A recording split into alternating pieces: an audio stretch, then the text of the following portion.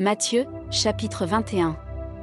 Lorsqu'ils approchèrent de Jérusalem, et qu'ils furent arrivés à Bethphagée, vers la montagne des Oliviers, Jésus envoya 2 disciples, en leur disant, « Allez au village qui est devant vous, vous trouverez aussitôt une ânesse attachée, et un ânon avec elle, détachez-les, et amenez-les-moi.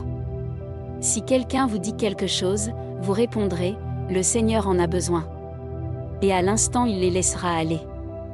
Or, ceci arriva afin que s'accomplisse ce qui avait été annoncé par le prophète, dit à la fille de Sion, « Voici, ton roi vient à toi, plein de douceur, et monté sur un âne, sur un ânon, le petit d'une ânesse. » Les disciples allèrent, et firent ce que Jésus leur avait ordonné.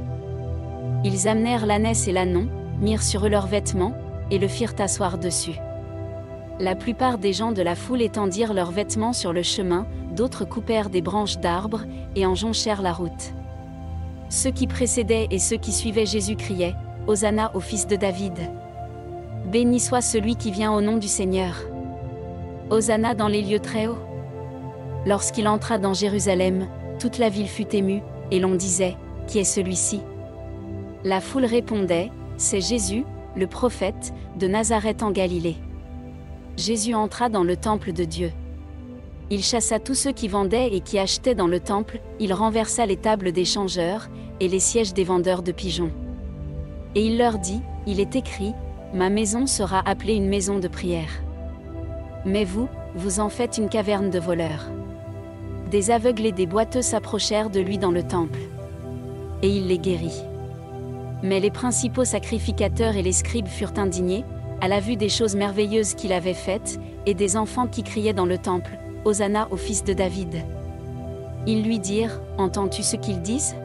« Oui, leur répondit Jésus.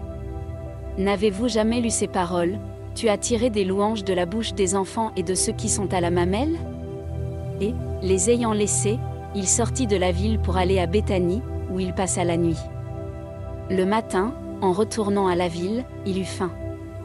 Voyant un figuier sur le chemin, il s'en approcha, mais il n'y trouva que des feuilles, et il lui dit, « Que jamais fruit ne naisse de toi. » Et à l'instant le figuier sécha.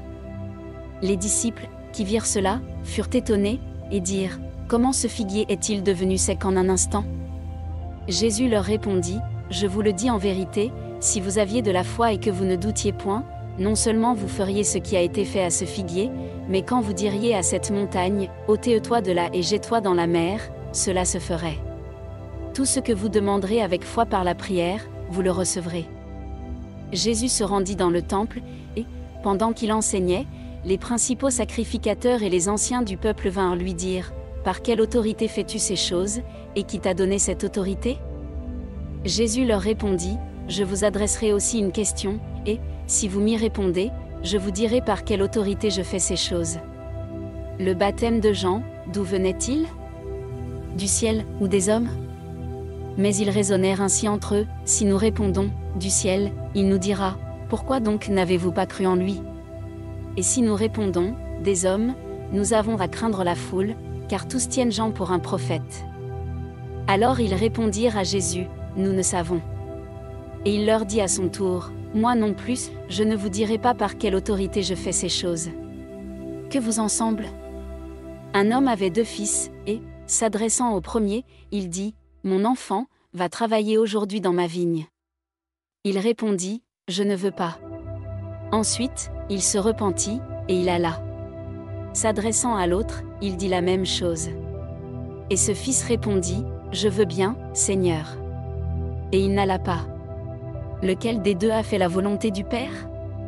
Ils répondirent, « Le premier. » Et Jésus leur dit, « Je vous le dis en vérité, les publicains et les prostituées vous devanceront dans le royaume de Dieu. Car Jean est venu à vous dans la voie de la justice, et vous n'avez pas cru en lui. Mais les publicains et les prostituées ont cru en lui, et vous, qui avez vu cela, vous ne vous êtes pas ensuite repentis pour croire en lui. » Écoutez une autre parabole. Il y avait un homme, maître de maison, qui planta une vigne. Il l'entoura d'une haie, y creusa un pressoir, et bâtit une tour, puis il la ferma à des vignerons, et quitta le pays.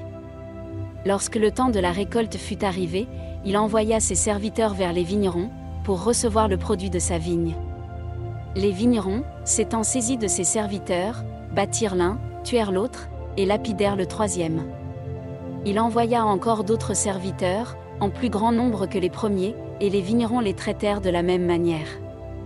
Enfin, il envoya vers eux son fils, en disant, « Ils auront du respect pour mon fils. » Mais, quand les vignerons virent le fils, ils dirent entre eux, « Voici l'héritier, venez, tuons-le, et emparons-nous de son héritage. » Et ils se saisirent de lui, le jetèrent hors de la vigne, et le tuèrent. Maintenant, lorsque le maître de la vigne viendra, que fera-t-il à ces vignerons?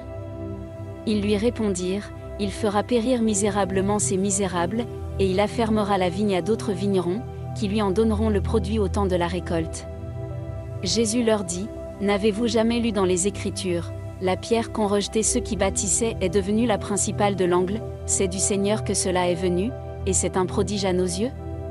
C'est pourquoi, je vous le dis, le royaume de Dieu vous sera enlevé, et sera donné à une nation qui en rendra les fruits. Celui qui tombera sur cette pierre s'y brisera, et celui sur qui elle tombera sera écrasé. » Après avoir entendu ces paraboles, les principaux sacrificateurs et les pharisiens comprirent que c'était d'eux que Jésus parlait, et ils cherchaient à se saisir de lui, mais ils craignaient la foule, parce qu'elle le tenait pour un prophète.